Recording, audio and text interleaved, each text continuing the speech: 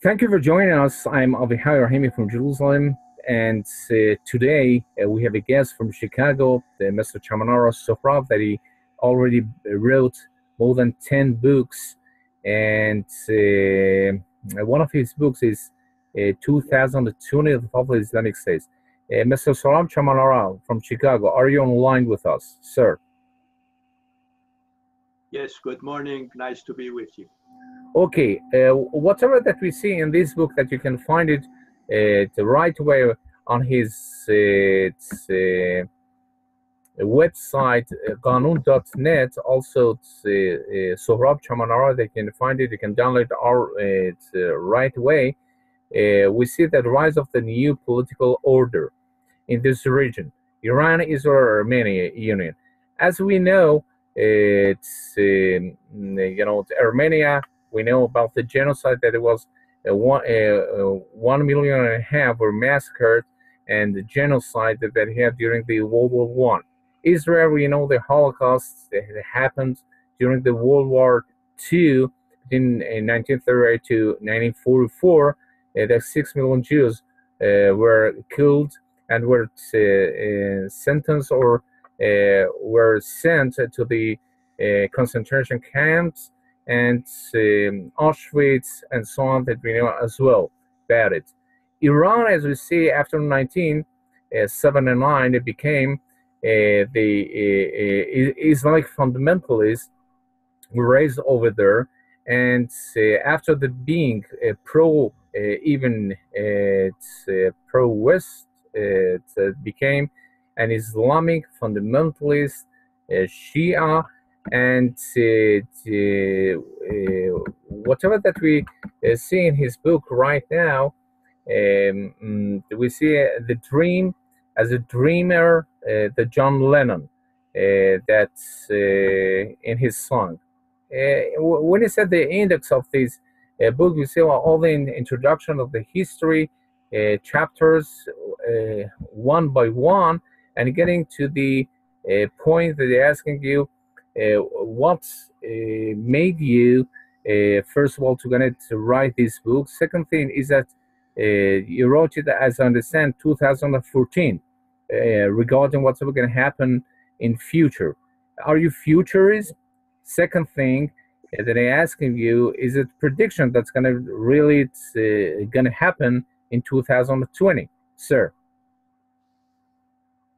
Well, you said something briefly about the book, but if your viewer and your listener would like to know more about this book, they can go to ChamanAra.net, and down there are introduction in English and in Persian, and also 5 reviewers of this book, American reviewers, that all of them given a good review in general.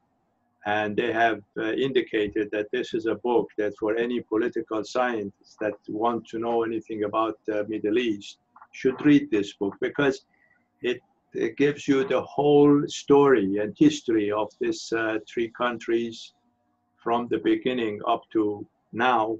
And I have some prediction about the future. The whole idea that I started to write this book was my belief that Iran, this regime will change, but in a way that its constitution will change, rather than any military action or anything that you could imagine. Because all the problems that I believe in Iran exists right now is because of its constitution that came into the power in 1979 in Iran. You mean, sir, you mean the constitution, the Islamic constitution, based on the Vilayat al-Faqih? That means that the clergyman that will run the country, and the absolute dictatorship that we can understand in the West. Yeah, well, not only the Vilayat al-Faqih is only one item of the constitution. Any constitution which in every article of the Constitution of Iran right now, there is based on hadith, based on all the stories in Islam and Sharia. And Islamic Sharia law is completely there. And above all of that, there is Walayat al-Faqih. That means one person which is at the top, and one clergyman or ayatollah, whatever you call it, he controls everything, and he is the commander-in-chief, he is the chief justice, he is write the law, interprets the law, execute the law, and everything is in the hand of one person, and that one person is because of the Constitution, and he follows the Constitution absolutely.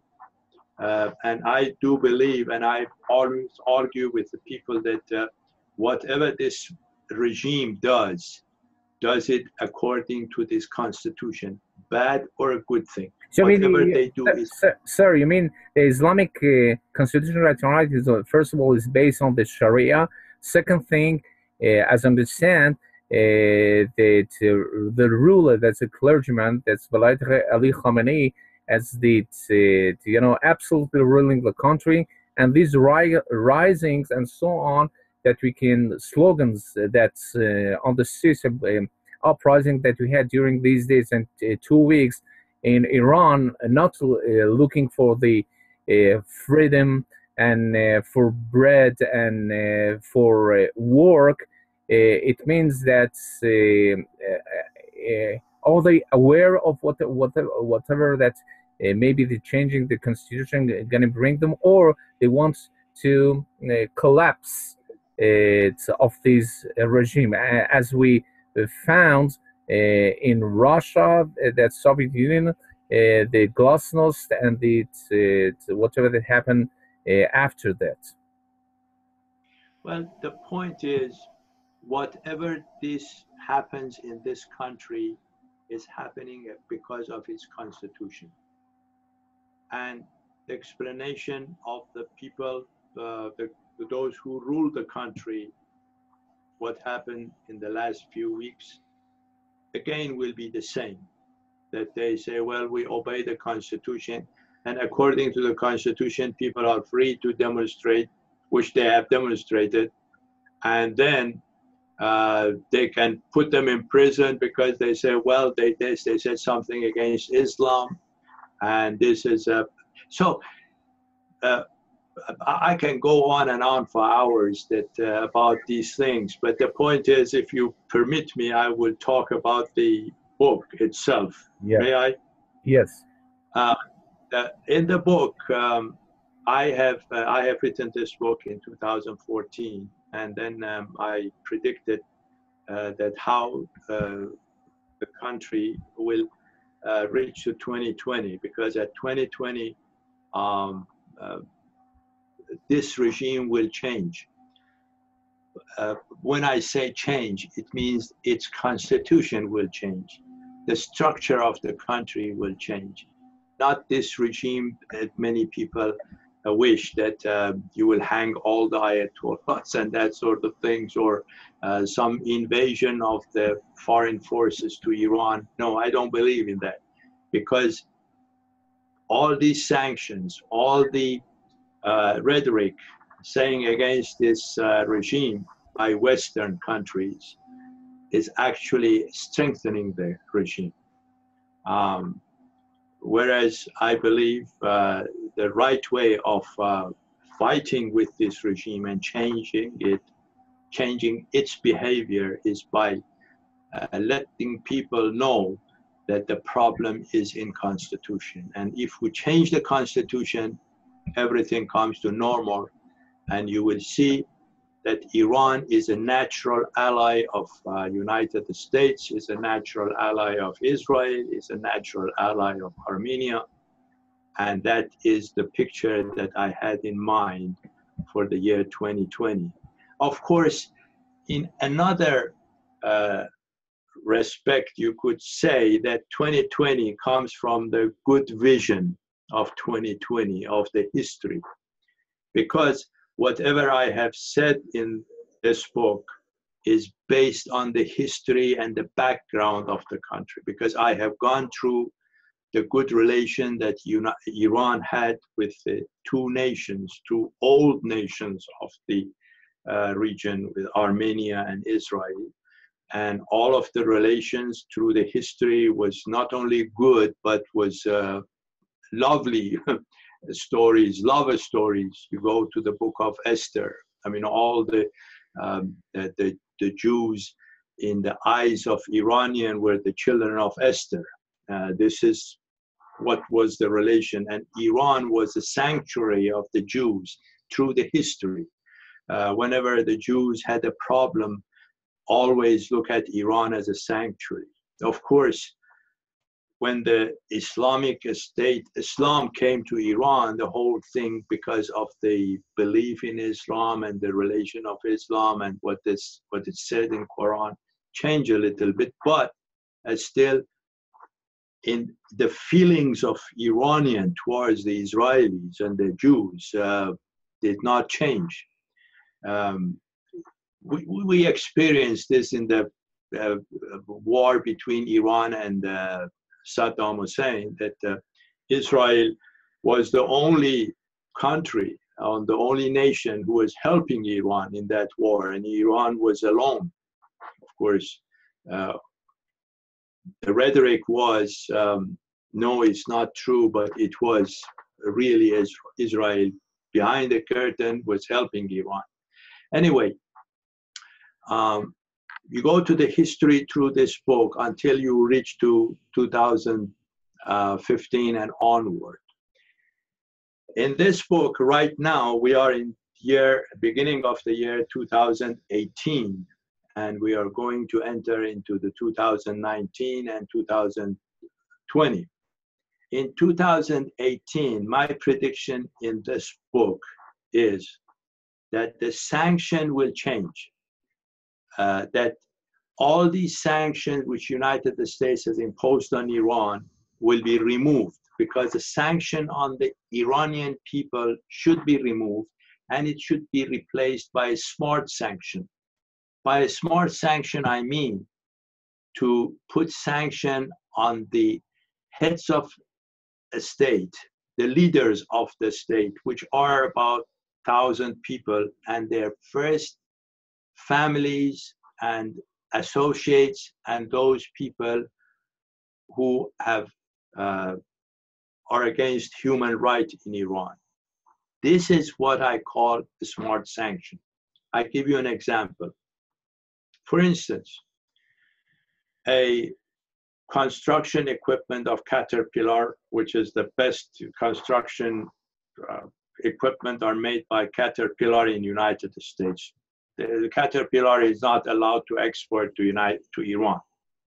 Okay, one loader of Caterpillar will worth about $1 million. Okay, this Caterpillar is moved to Indonesia, from Indonesia goes to Malaysia, goes to Dubai, and gets to Iran. Of course, if you want to buy Caterpillar in Iran, the address of the huge office they have in Vanak and Shiraz Street, and there is a big sign of Caterpillar, and if you go there, you will be surprised how they do business here. Very simple. They buy, they can sell that $1 million Caterpillar for $5 million, and then where does $4 million goes? Goes to the pocket of,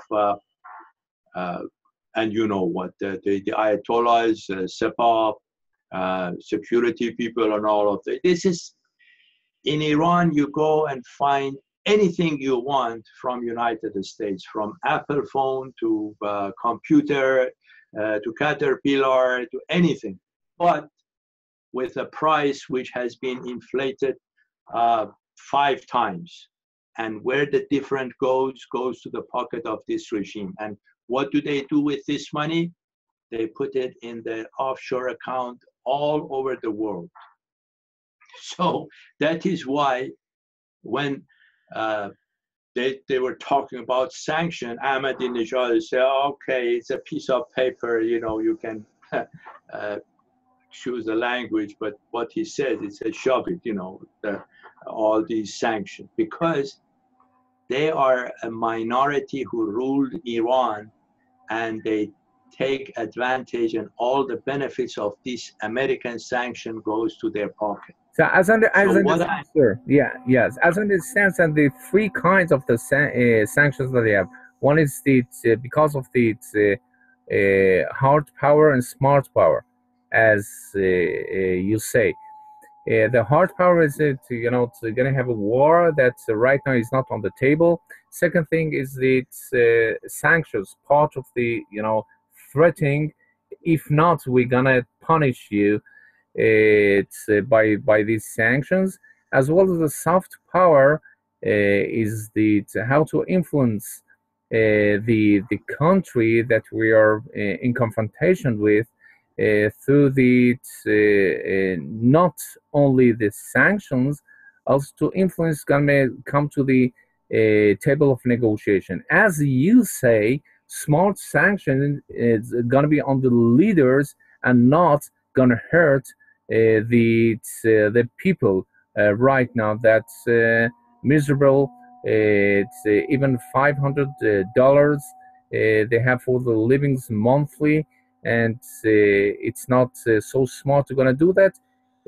We have to target the leaders and the money, the going 70% to the that ruling the economics, the Sepah Pasaran, that's even more than 70% of the economics that are right now ruling, and putting the sanctions, smart sanctions, on the leaders of the Sepah Pasaran and the leadership of the clergymen, and not on the people, as I understand you, sir.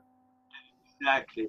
And then when I say the leaders and their family and their associates, and declare their bank accounts. This is very important. Yeah, that's going to block whatever that you found during the Iran deal. We had more than $150 million that Barack Obama administration already sent to Iran, and maybe 10% of that got to the people, and maybe that's why the people not got the salaries and monthly salaries even for 6 months, for 1 year. And during this uprising that we had during the 2 weeks, there were most of the people, it wasn't the first uprising that we had, and demonstrations that we have peacefully is 900 to 1,000. We had demonstration in Iran, but they didn't care, the administration, to whatever that's happening. Even the savings in the banks, they couldn't bring out the savings and so on. Can you hear us, sir? A lot of Johnny. So what? Once again, I couldn't hear. Once again, what's your message to our viewers right now that are watching you, sir, in brief? Yeah, I am saying even if they put sanction on individuals, it's not effective, because that individual, which is 90 years old or 80 years old, it doesn't care if he's not going outside Iran. For instance, Mr. Shahrudi just went to Germany, and the people demonstrated there, and they wanted to, one of the representatives of the parliament wanted to stop him leaving Germany, and because these things happens. These people are old and they don't care, they don't want to go outside, but their children are in Canada, are in United States, are in New Zealand, or all over the world, in Europe, and they put their money in their names. For instance, they put sanction to Ayatollah Rafsanjani. Okay, so what? Ayatollah Rafsanjani died, but what about his children with billions of dollars all over the world? I mean, this is what the smart sanction means. I understand, sir. And now, another question that I have regarding the Constitution and so on. You mean that if it's going to be a reform, it's going to change the constitution, that's not going to collapse? The prediction is that that's not going to collapse this system, or it's going to finally going to collapse this system because the Islamic economics doesn't work. Actually, I haven't come to that part of the book yet. I was just trying to explain what a smart sanction means, which I have not made myself clear what the smart sanction was. And then about the collapse of the Islamic State to 2020, it's another thing which I will come there. Let's understand what is the smart sanction first. The smart sanction, which I have said in this book, must be imposed in 2018 is as follows: that CIA, FBI, or security will identify the leaders of the Islamic states, who they are, which they are not more than maybe 100, 200, maybe even 1,000, okay. And these people have their families who are living in Canada, in United States, in Europe, all over the world, with billions of dollars. CIA, FBI, Mossad, or whatever you said, they have identified these people and their bank account. And those bank accounts should be frozen, which turns out to be maybe $700 billion.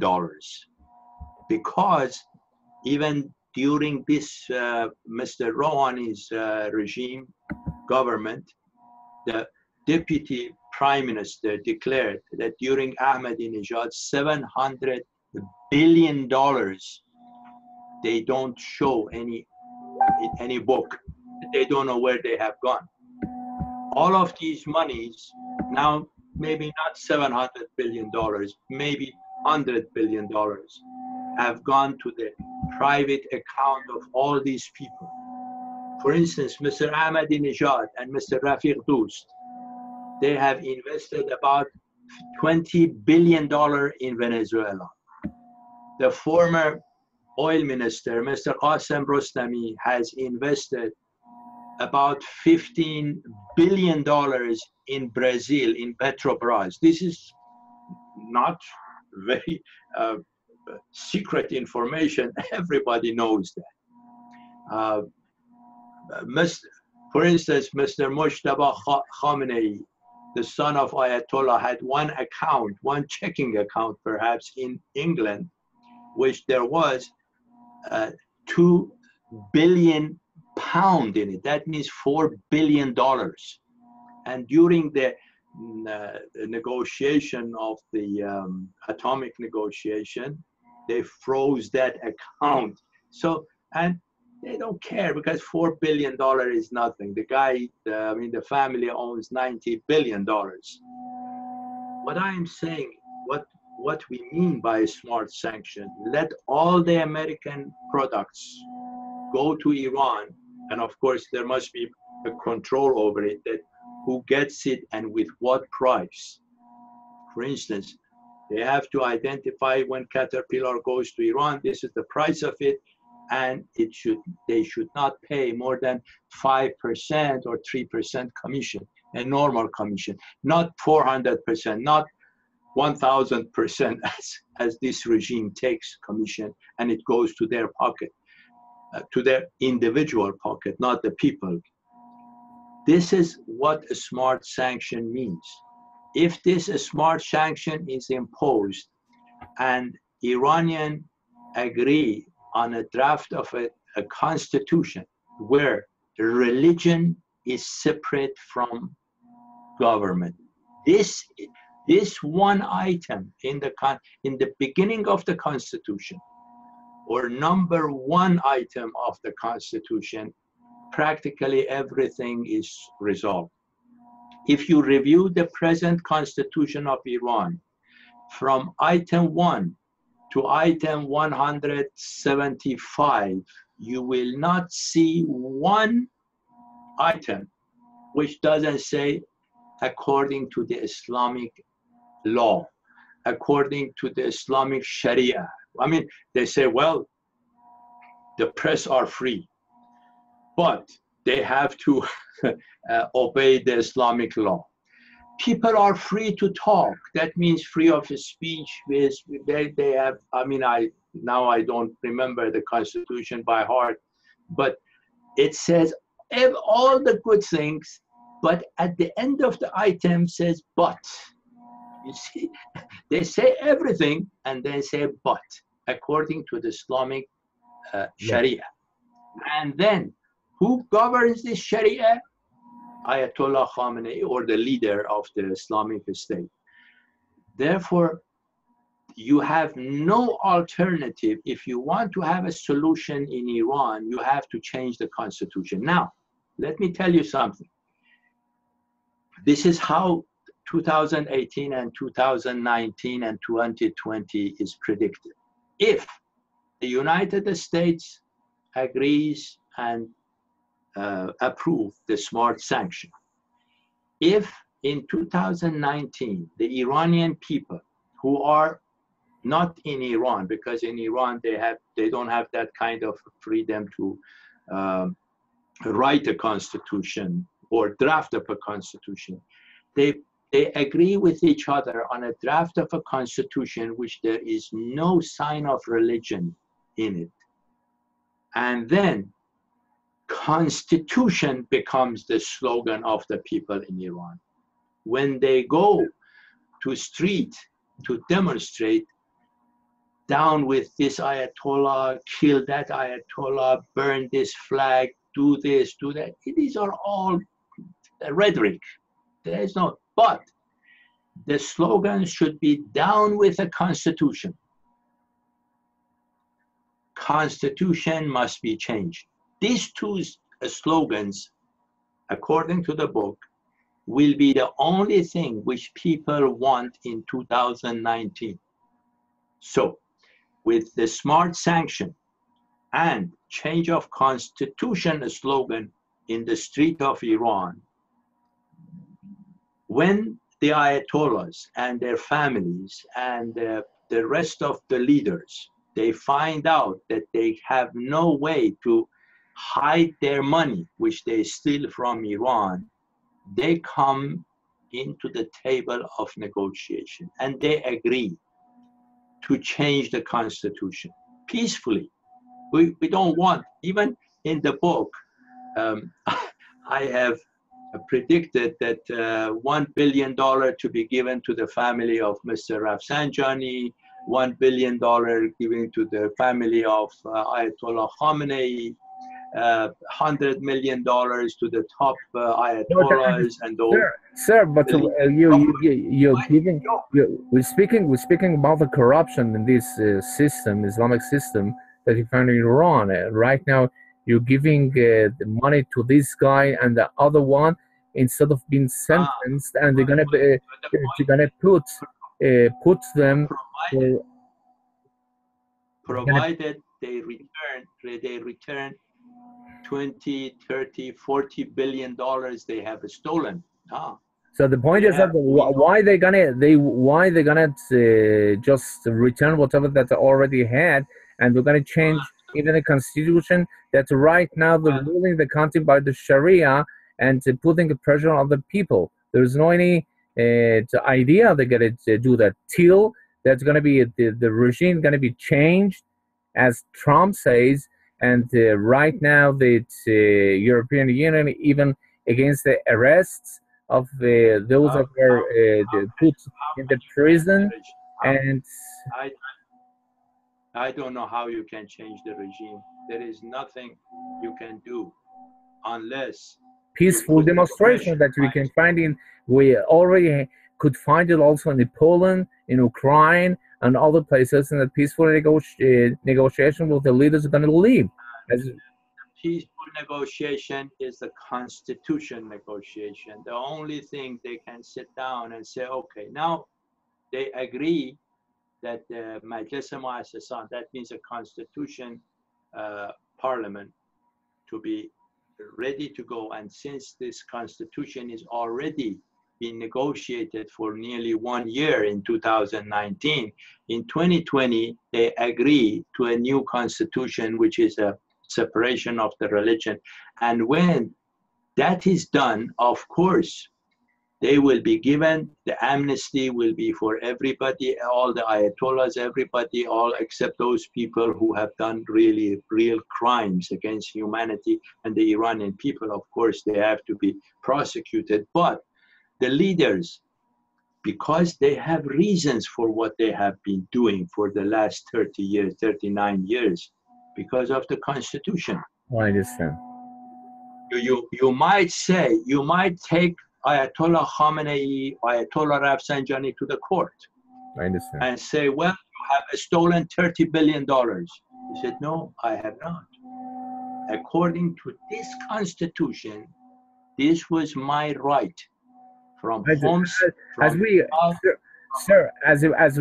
remember this, whenever that Eichmann got to the Israel, that it were asked, what do you have to say about all the massacres and the genocide that with the Jewish people of the Holocaust, millions of people, and what he said, we got the order. The order say to do that. That's all. So they can say upon the constitution, Islamic constitution, we did that, and all the people already got and get the legitimacy by the election that we had. Every time that more than 80-90% of the people came, 70%, I don't remember, 76%, that's already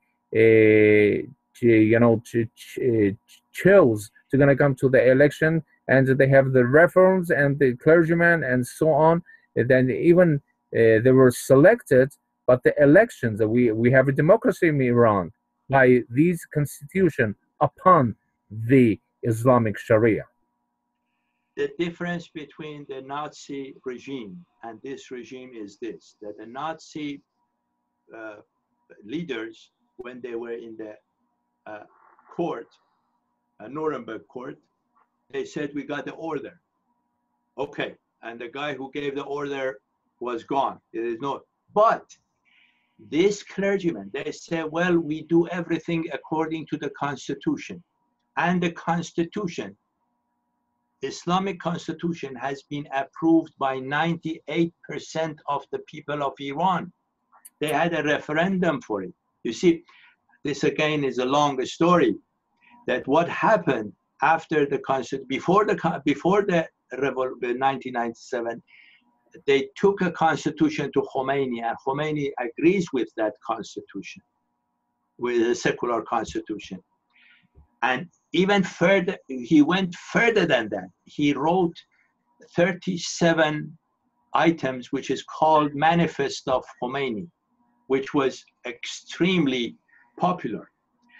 That was the time when President Carter said, oh my God, this guy is another Gandhi. You see, he says another Gandhi. So when he came to power in December of 79, all of a sudden they changed everything, and they went to another kind of constitution court and they approved it.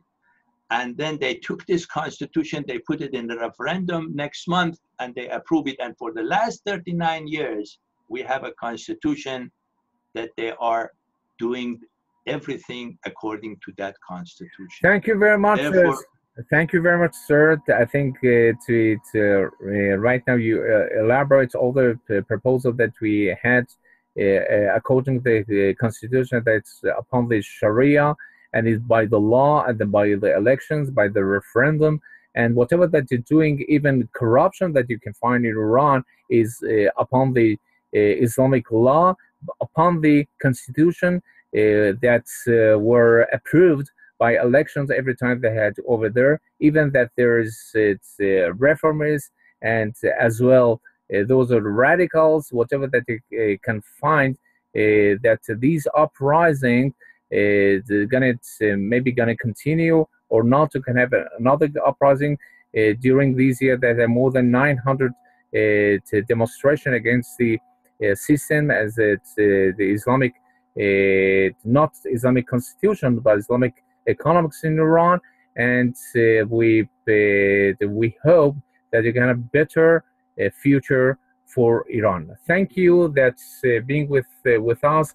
I'm Avihai Rahimi from Research Center in Jerusalem. Thank you very much that you being with us.